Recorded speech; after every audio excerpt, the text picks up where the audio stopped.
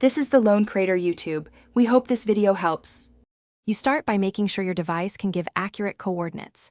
Enable location and choose high accuracy. This forces GPS plus Wi-Fi plus cellular triangulation. Once done, update and sign into Google Maps so edits attach to your account. Open Maps and wait for the blue dot to settle. Don't rush. A wobbling dot means unreliable data. Now tap the blue dot to reveal the current coordinates and available actions. That first tap gets us into editing and pinning modes. Next, you place or move the marker. Long press the map where you want the location and release to drop a pin.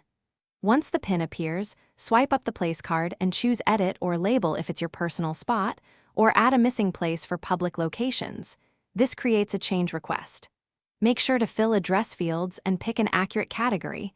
These details speed Google's verification. If changing your own home or work, use Label and Confirm so Maps remembers it across devices. To finish, submit your edit and monitor it under your contributions edits. Google may take hours or longer to approve. If the pin still shows incorrectly, open the place card and tap Report a Problem to send precise coordinates and a short explanation. Make sure no mock location apps are active, and clear Maps cache or reinstall if stale data persists. If all else fails, verify device GNSS signal outdoors and retry. This resolves most remaining discrepancies. Thanks for watching.